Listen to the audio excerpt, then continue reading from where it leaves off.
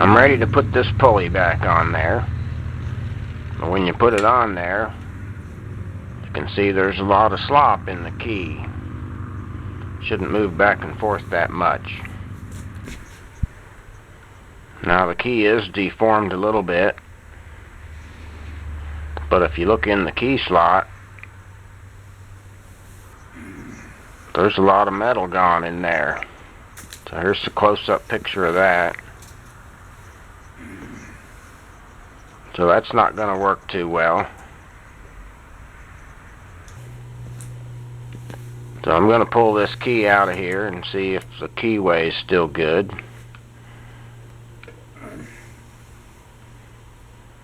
And then we'll put a new key in here, make sure that fits good. I measured the bore on this. It's worn by a little bit less than 2/1000, so I think that'll be okay.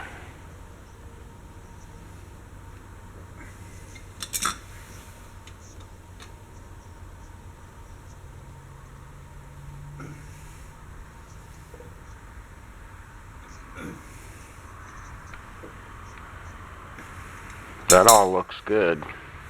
Key fits nicely in there. Now when you put the pulley back on, there's really not much slop anymore. But I think that's because there's just a little bit of that keyway in there that's still good. Because as the keyway wore, the key also wore. So this looks okay now. If you was to run that a little bit, that key would quickly form to the shape of the keyway and you'd have all your slop back. Alright, so I'm going to put a new key slot in here. This is what you need to cut a key slot in your pulley.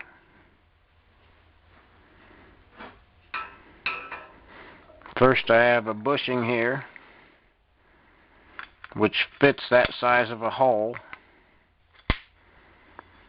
and that's going to hold this cutting tool in position so it cuts the slot when I press it through. This is your cutting tool. It's got teeth on it here. Each one gets progressively larger as it's pressed through the hole.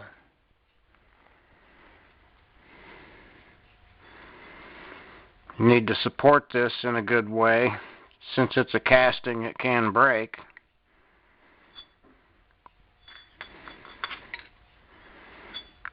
And this is the surface that the pulley rides on normally, so that's where I'm going to support it. So I got a piece of scrap metal the right size. And the hole in this part is larger than the bushing because you don't want to cut your key slot through this piece.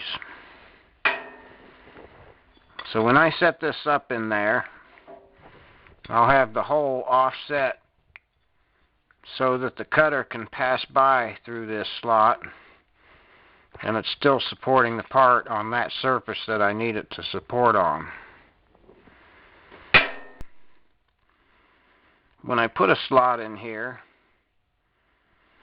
I'm going to have a set screw on top of the key, so that's going to force the pulley to one side of the shaft.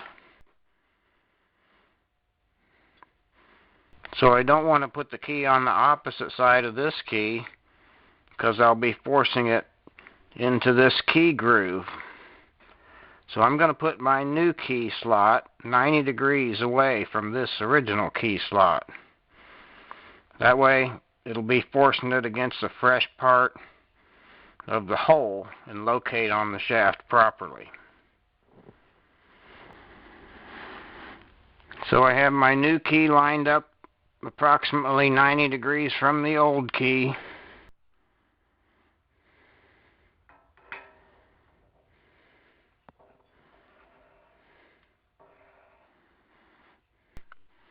I'm going to bias the whole thing towards the rear of the hole so that I don't cut a slot through my spacer.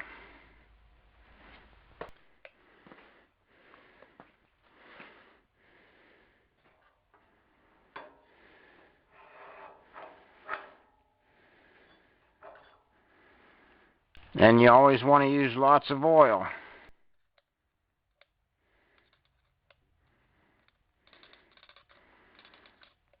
You want oil on the front to help the cutting. You want oil on the back to help it slide through the bushing.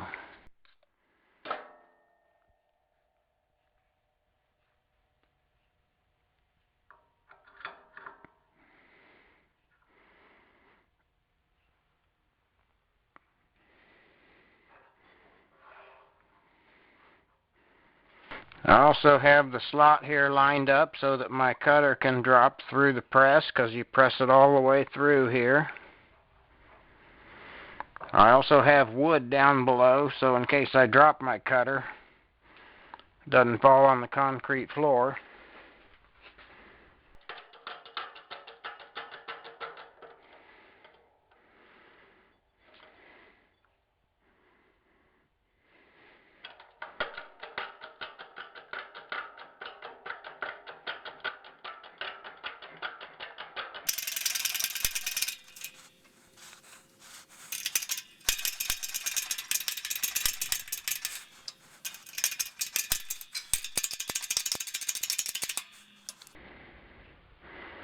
I like to release the pressure once in a while, let it float back to center to make sure nothing's binding.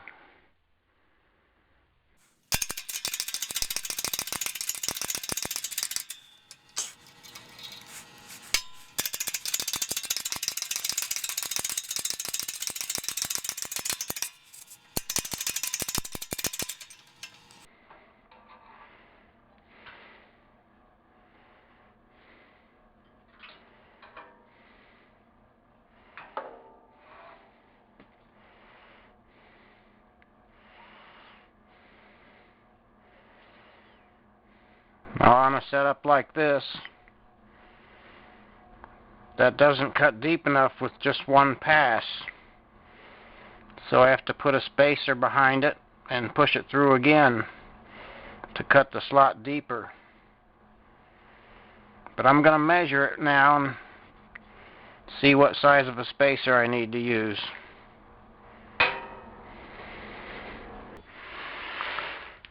Alright, this is my spacer. It's got an arm on it to keep it from getting pulled through the hole.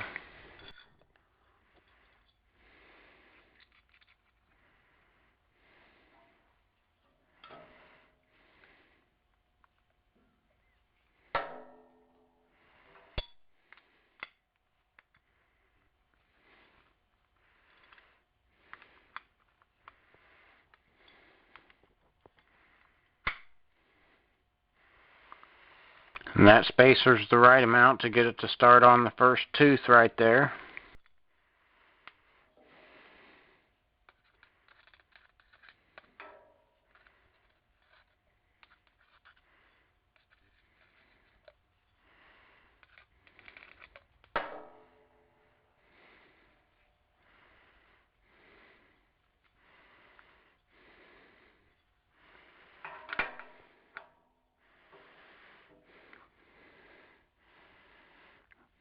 Okay, I have oil on everything and I got it biased towards the rear so the cutter don't touch the spacer.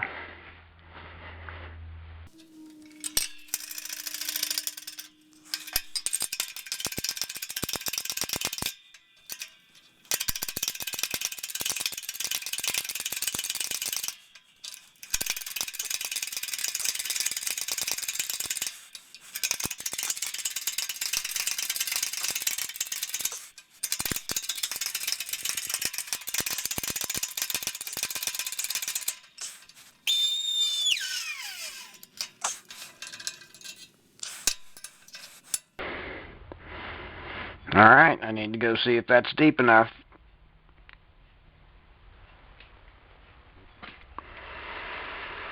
Alright, I wanted to make it 12 thousandths deeper, so I went and made a shim out of 12 thousandths shim stock.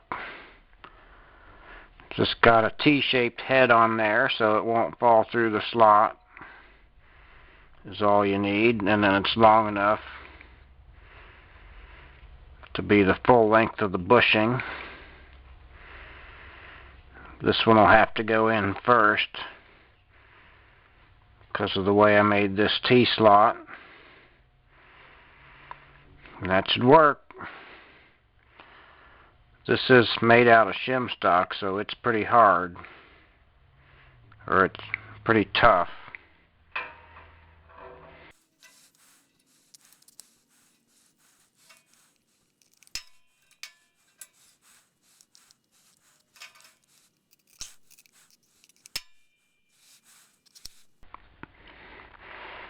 Since you're only cutting 12 thousandths deeper, it already fits down in there some. So we're going to start from there.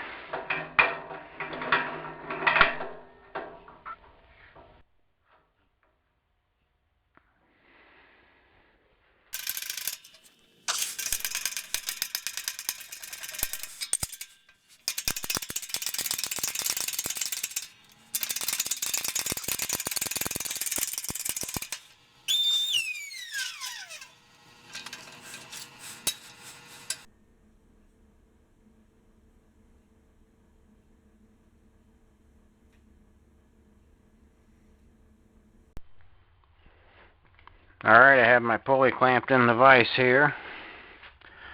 I got a spacer block on the back side so that it's clamping it on that flat spot. Don't want to clamp on these outside edges. I have this positioned in the center in this direction.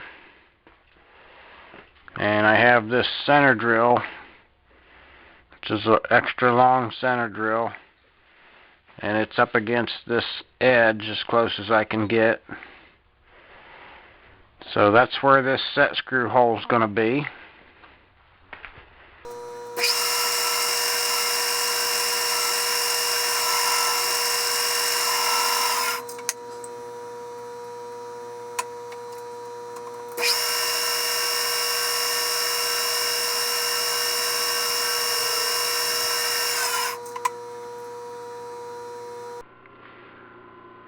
This is going to be a 1/4 set screw, the same as the other one. So I got a number 7 drill, which is the proper tap drill for that size.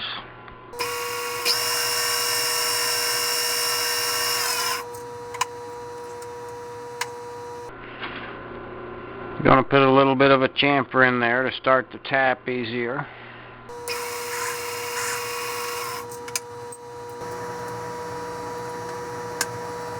This is the spring-loaded tap follower. It's got a point on it to center my tap handle, so I can go down and compress that spring a little bit, and that piece will follow down with it as it goes in the hole, and that'll keep your tap centered.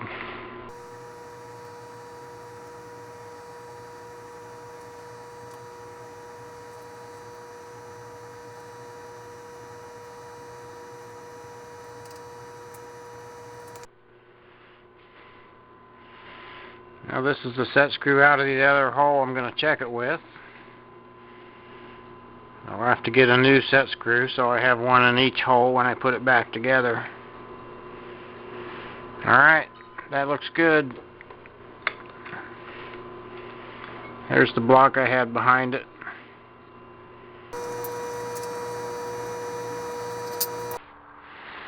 Alright, I'm getting ready to put this on here. Now I moved the original set screw to where it's above my new slot, because I need one of that same length there. But on the old slot, the key's not going to be there anymore. So I went and got a longer set screw, so it'll still be flush with the top, but go down to touch the shaft, because I'm going to tighten both set screws. So first I need to run a tap through that hole.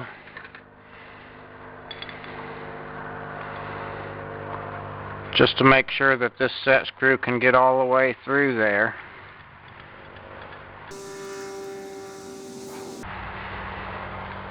Okay, that was not cutting metal, so that just cleaned all the dirt out of the threads.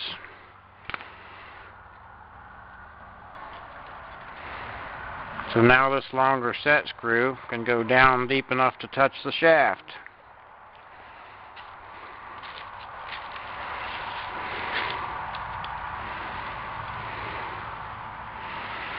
Alright, my new key is in there. Let's see how it fits. That's a nice snug fit. And there's no slop in that.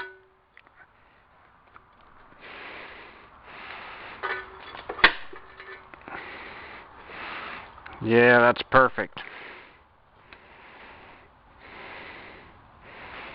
Okay, this one tightens down on the key, and this one will tighten down on the shaft.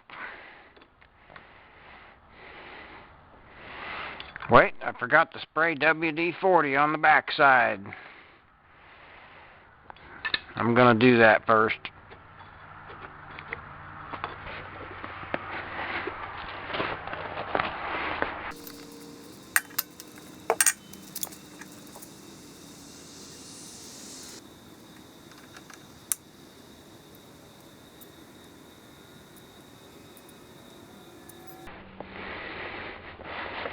Alright, that feels good.